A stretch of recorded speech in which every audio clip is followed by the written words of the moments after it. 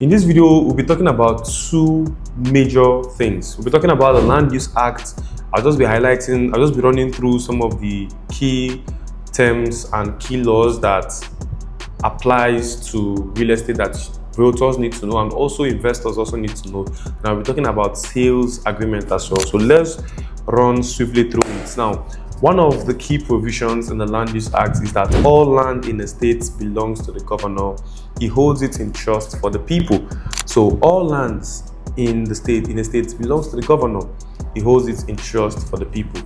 Now, there is the governor holds it in trust, and there's also a part that belongs to the local government chairman, and the local government chairman holds it in trust. But even though it belongs to the governor has an overriding power. The governor can decide that that land in that rural area is now an urban area. So the governor always has a higher power. So all land in the state belongs to the governor, and he holds it in trust for his people.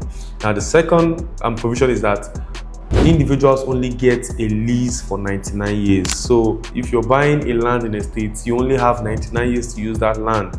That land actually belongs to the governor. You understand? Now, the third thing is that you must obtain a governor's consent before transferring land. Now, this applies to lands that have a certificate of occupancy, though it is applicable according to the state. But this is the Land Use Act. Now, remember, the Land Use Act is a federal law provided by the Nigerian government that governs the land in the whole 36 states. Though every state have their own different provisions and their own different Land Use Acts, but the number one and the most supreme Land Use Act is the one provided by the federal government of Nigeria. Now, like I was saying, the third key provision is you must obtain the governor's consent before transferring land. Now, the fourth key provision is that the government can revoke land for overriding public interest, even though you own that land. If the government wants to build something for public interest, something that will be for the general public, they can take your land from you, but they will compensate you or they will reallocate you if you have the appropriate documents. Now, the fifth key provision is that land is classified under urban and rural. Now, urban is managed by the state governor, while rural is managed by the local government chairman. The urban is called the statutory land tenure system, while the rural is called the customary land tenure system. Now, the sixth key provision is that compensation is paid only for improvements, not bare land. Meaning that if your land is revoked, the government pays you for the building, not the land itself. If the government revoke your land, they pay you for what you've built on it, not the land itself. But they might reallocate you another land, but they cannot just pay you for the land because the government owns land, but they don't own the houses. So if you've built a house, they can pay you for that house, but they cannot pay you for land. You understand? Because they are the owner. Now, that is it for the Land Use Act. Now, the fourth thing we're going to be talking about is sales agreement. Sales agreement. This is different from your land titles. A sales agreement, the offer letter, receipt and allocation paper and allocation letter. Now, all these things are things that shows, a real estate transaction. So they might not really show transfer, but they just help define the nature of a transaction. You understand? They help define how a real estate transaction went on. So this is what a sales agreement does. Now, number one, we're going to be talking about the offer letter is issued by the developers or the sellers.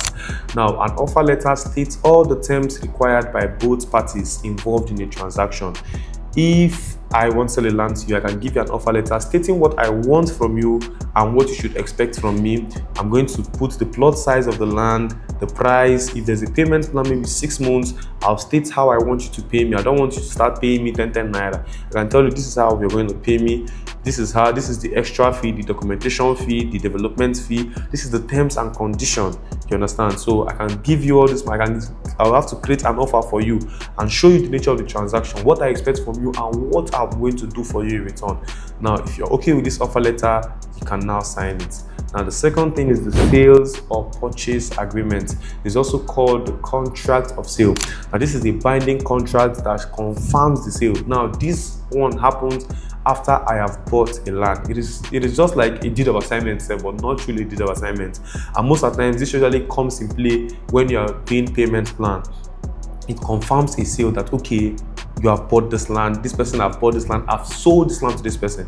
Sometimes it usually goes in handy with a deed of assignment. If I sell a land to you, I have to give you a contract of sale. I have to tell you what I want from you. It contains the duties of both parties, and it's also a legal document in some cases. You understand? And let me tell you, before you register a deed of assignment in the state government, even in Enugu, currently now, it's now part of the requirement. You understand? Before you register a deed of assignment, you need to get, a contract of sale. Contract of sale is just so that I have sold to this person at this price. This is what I expect. This is when I sold to this person. Blah blah blah blah blah blah. And the third thing is receipt. Now, receipt is a proof of payment. In court, receipts are stronger than verbal claims. Now, a receipt must show the total amount paid, reason for payment, date, and signature. Very important. Don't miss out on the receipt. Now, the allocation. Now, allocation, they have provisional and we have physical. Not the government allocation paper, but an allocation. Now, the buyer, now allocation is maybe when you come, if you're buying from a property that has a layout plan and you pick this particular plot.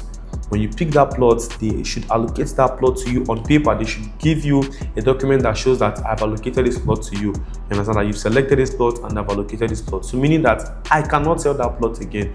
It shows that I've allocated it to you. I've signed. It's not that you just picked on a layout plan.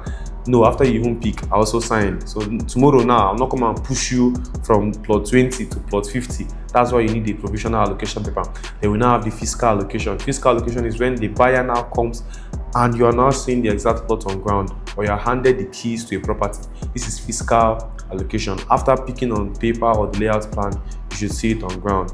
You understand? So this is all for sales agreement. I hope you learned something. The next thing we're going to be talking about is the due diligence, how to verify a property. Thank you for watching this video today, and don't forget to like and subscribe, and see you in the next module.